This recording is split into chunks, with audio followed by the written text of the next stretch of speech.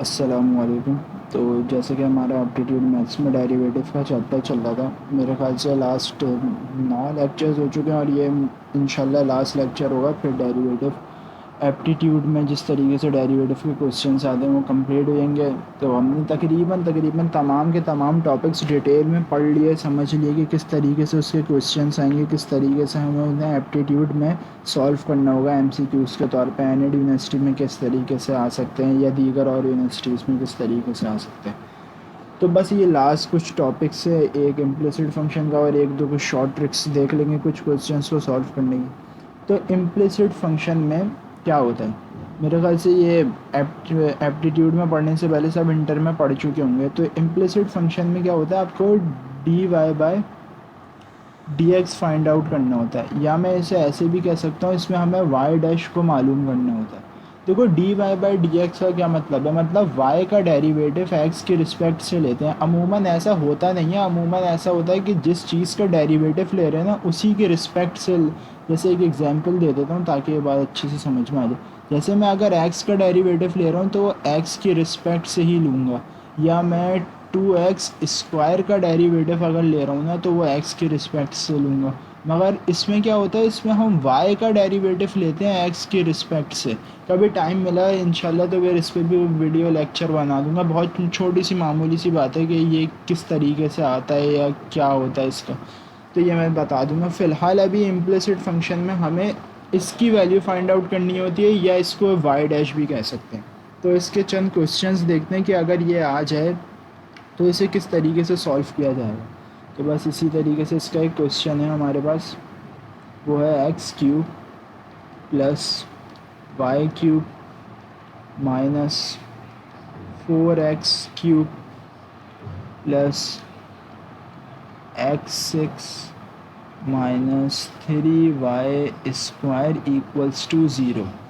अच्छा जी, तो इसमें हमें क्या करना है, डेरिवेटिव लेना है। हमें किस चीज़ का डेरिवेटिव लेना है, एक्स वाई का डेरिवेटिव लेना है एक्स के रिस्पेक्ट से, मतलब ये फाइंड आउट करना है हमें।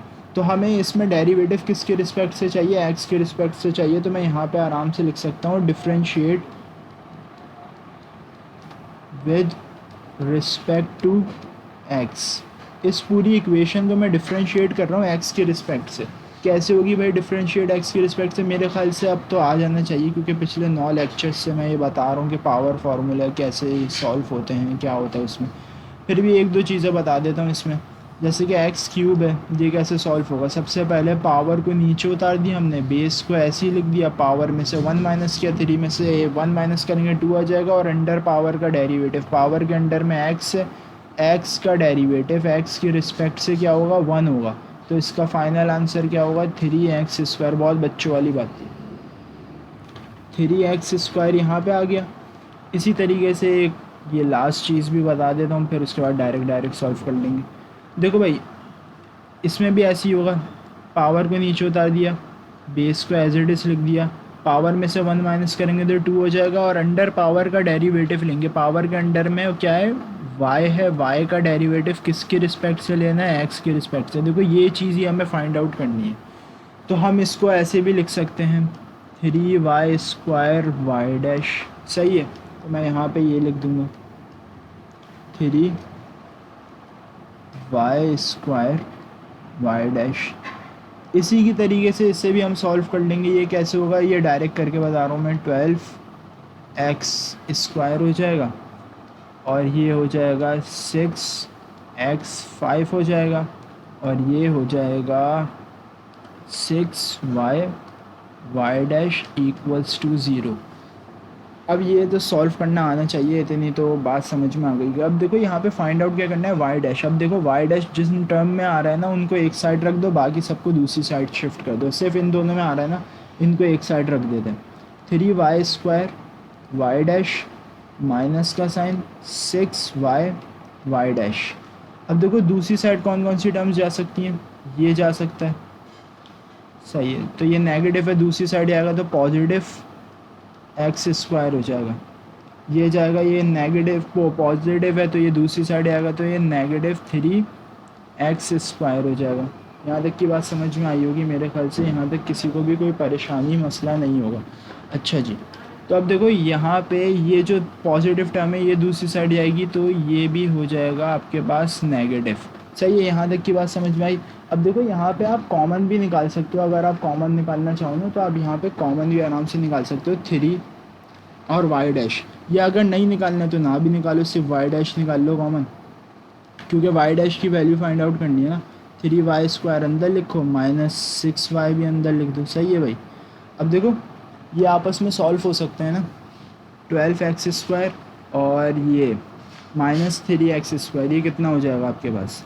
ये आपके पास हो जाएगा 12 में से 3 माइनस करेंगे तो क्या आंसर आएगा आपके पास? 9x² minus 6x5। सही है, यहाँ तक की बात मेरे ख्याल से समझ में आ गई होगी, कोई इशू नहीं होगा यहाँ तक, कोई मसला कोई परेशानी नहीं होगी, क्योंकि आसान आसान सी बात है। अब देखो यहाँ पे वाई डैश की वैल्यू फाइंड आउट करनी है तो कैसे करूँगा? वाई डैश को एक साइड रखूँगा और इस चीज़ को उठा के नीचे फेंक दूँगा, मतलब नीचे डिनोमिनेटर में चली जाएगी ये चीज़।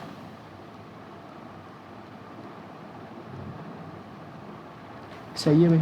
3y² माइनस 6, ये इसका फाइनल आंसर हो जाएगा। यहाँ तक की बात समझ में आई कि ये किस तरीके से सॉल्व हुआ है, कैसे हमने किया। बहुत आसान सा सवाल था, कोई इसमें मुश्किल चीज़ थी नहीं। यहाँ पे हमने इसका डेरिवेटिव लिया जो कि 3x² आ गया। यहाँ पे y³ का डेरिवेटिव लिया जो कि 3y² y डैश आ गया। यहाँ पे हमने इसका 4x³ का डेरिवेटिव लिया जो कि 12x² हो गया। x की पावर 6 का डेरिवेटिव लिया जो कि 6x⁵ हो गया। इसका डेरिवेटिव 6y y डैश हो गया। ये सब समझ में आ गया होगा। फिर सिंपली प्लस माइनस किया और कॉमन निकाला, बस ये बहुत आसान सी चीज़ थी। चलो इसी तरीके से एक और दूसरा क्वेश्चन देख लेते हैं।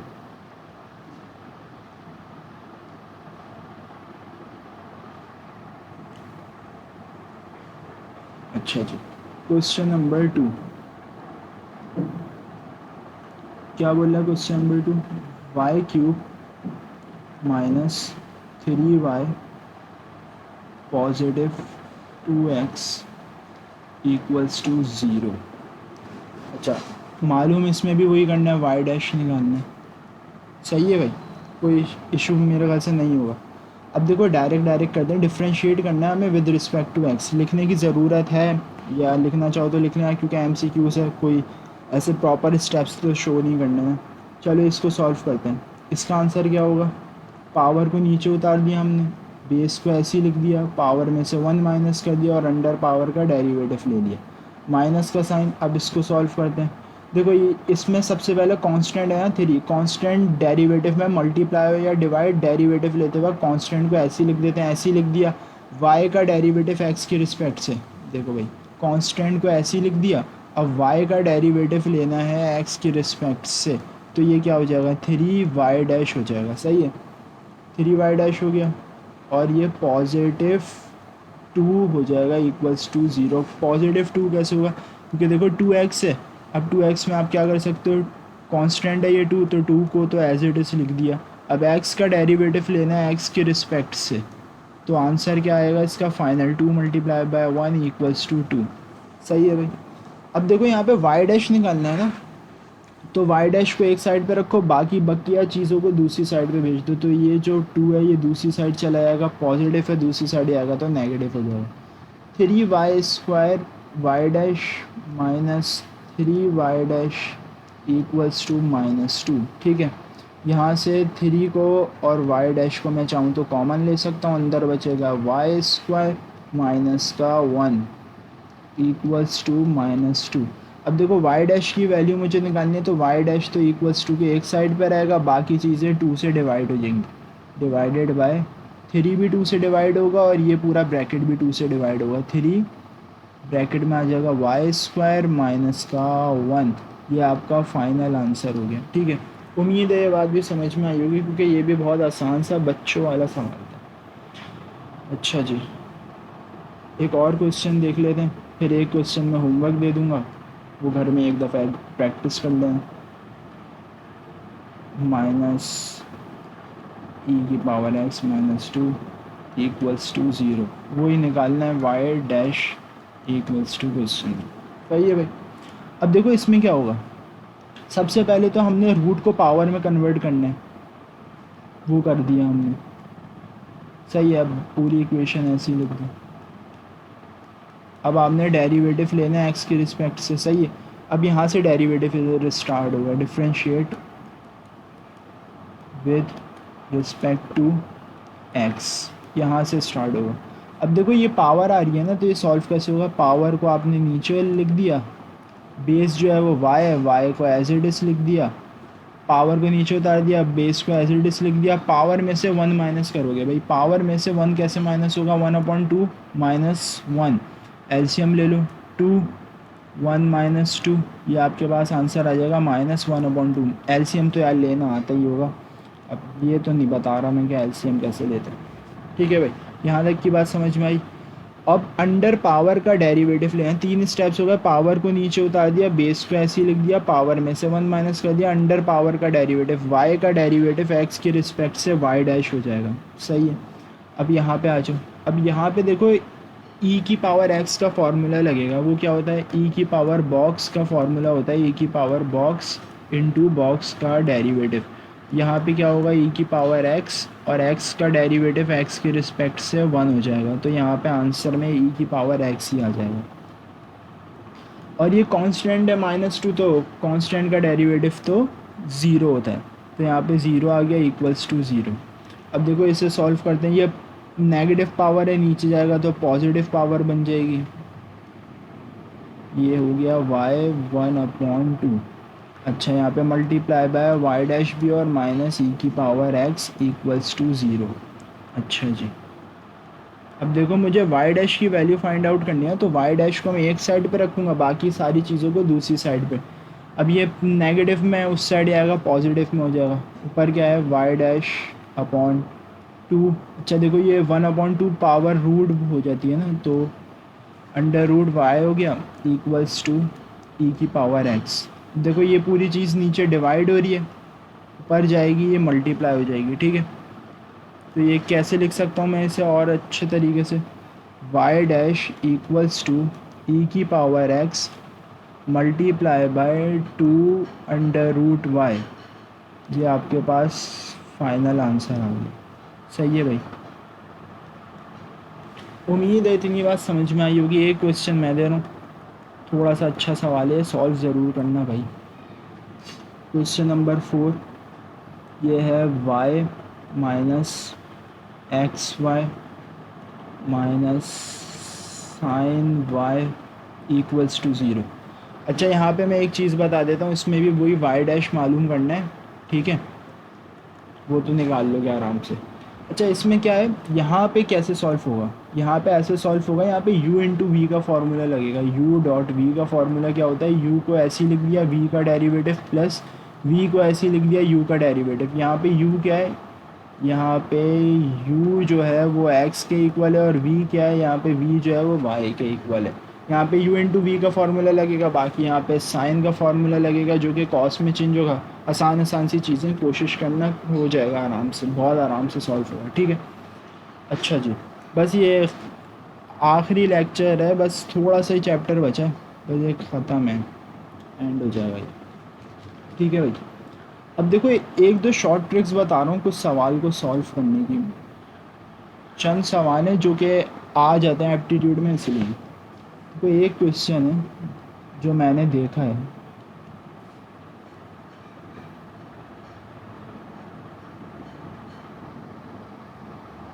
देखो वो क्या है? Sine X plus under root sine X plus under root sine X plus dot dot infinity. ये ऐसे इन्फिनिटी तक चलता हुआ जा रहा है। ठीक है, ये रुक नहीं रहा है, ऐसी इन्फिनिटी में रूट के साथ साथ साइन एक्स चलता हुआ जा रहा है। देखो इसको सॉल्व करने की एक शॉर्ट ट्रिक है, एक आसान सा फॉर्मूला है। वो क्या है? सबसे पहले आप फंक्शन जो है ना आपके पास, उसका डेरिवेटिव न्यूमरेटर में लिख दो। फंक्शन का डेरिवेटिव ले लिया आपने, सही है, और नीचे क्या लिखोगे? डिनोमिनेटर में आप लिखोगे 2y माइनस 1। अच्छा देखो ये जो y है ना, ये वाला y है। फॉर एग्जाम्पल अगर इस साइड x होता ना तो इधर भी फार्मूला चेंज हो जाता है, यहाँ पे 2x बन जाता है, ठीक है। ये आगे करेंगे ना तो समझ में आ जाएगा। देखो यहाँ पे फंक्शन का डेरिवेटिव, फंक्शन आपके पास क्या गिवन है, साइन गिवन है, sine x, sine x given है। बहुत ही गंदा साइन एक्स गिवन है। आपके पास क्या गिवन है, साइन एक्स गिवन है। साइन एक्स का डेरिवेटिव क्या होगा, कॉस एक्स, ऐसा ही होगा। तो ऊपर आपके पास क्या आ जाएगा, फंक्शन का डेरिवेटिव कॉस एक्स आ गया और डिवाइडेड बाय 2y-1। ये आपका फाइनल आंसर हो गया, बहुत आसान से। सही है। अब देखो भाई इसी तरीके से एक और क्वेश्चन देखते हैं इसका, क्वेश्चन नंबर 2। वो क्या बोल रहा है आपसे, इसे कर लेते हैं टी। चलो इसे ना, चलो टी ही ले, T equals to under root tangent X plus under root tangent X plus under root tangent X plus infinity तक है, ऐसे ही ये इन्फिनिटी तक जा रहा है। तो इसे सॉल्व करने का भी वही फार्मूला होगा भाई। देखो सबसे पहले आपने फंक्शन का तो डेरिवेटिव ले लेना है,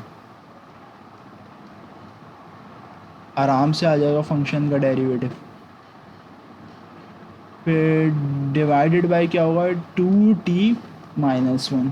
सही है, बात समझ में आई। अब देखो फंक्शन का डेरिवेटिव, साइन एक्स का डेरिवेटिव होगा sec square x upon 2t-1, और ये आपका फाइनल आंसर होगा, ठीक है।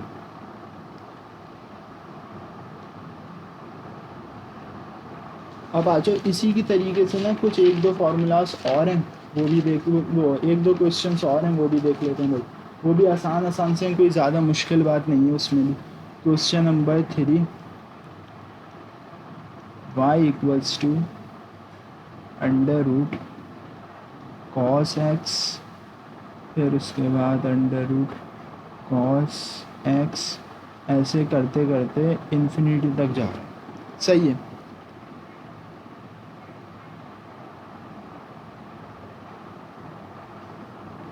अच्छा देखो इसको सॉल्व करने का भी फॉर्मूला तकरीबन वैसी है। देखो मैं पहले वही वाली चीज़ लिख देता हूँ। सबसे पहले ऊपर फंक्शन जो है ना आपका, उसका आप डेरिवेटिव ले लोगे,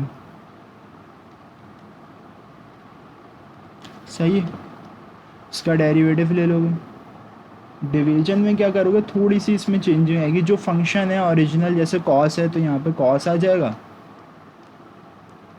bracket 2 minus Y L N, और यहाँ पे दोबारा फंक्शन आ जाएगा। देखो अभी इसे सॉल्व करेंगे ना तो समझ में आ जाएगी ये बात। एक चीज़ यहाँ पे मिसिंग है, वो है वाई स्क्वायर। वाई स्क्वायर से वाकिफ़ हो, जो वाई यहाँ पे होगा वो यहाँ पे होगा, जो वाई यहाँ पे है वो यहाँ पे।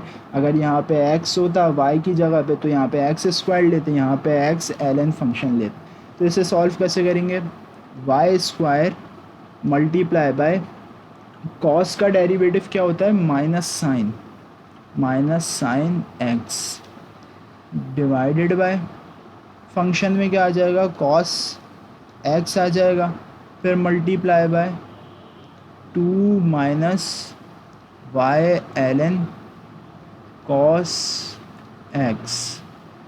सही है, ये आपका फाइनल आंसर हो गया। बस इसी तरीके से सॉल्व हो जाएंगे। इसको एक क्वेश्चन मैं दे देता हूँ, वो घर पे सॉल्व कर लेना भाई।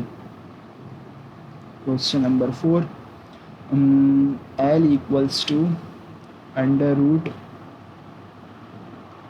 साइन एक्स, फिर उसके बाद अंडर रूट साइन एक्स, ऐसे करते करते इन्फिनिटी तक जा रहे हैं। इसका आंसर निकाल लेना, बिल्कुल इसी फार्मूले से आंसर निकलेगा इसका भी। सही है भाई। तो यहाँ पे आपका डेरिवेटिव का चैप्टर कंप्लीट हुआ। मैंने अपनी पूरी कोशिश करी है कि सबको सारी चीज़ें समझ में आए, बहुत डिटेल में पढ़ाने की कोशिश करी है। 10 लेक्चर में मैंने ये डेरिवेटिव का चैप्टर कंप्लीट किया है, एक एक चीज़ बताई है। तो उम्मीद है कि समझ में आई होगी सारी चीज़ें। तो फ़िलहाल आज के लिए इतना ही। अल्लाह हाफ़िज़।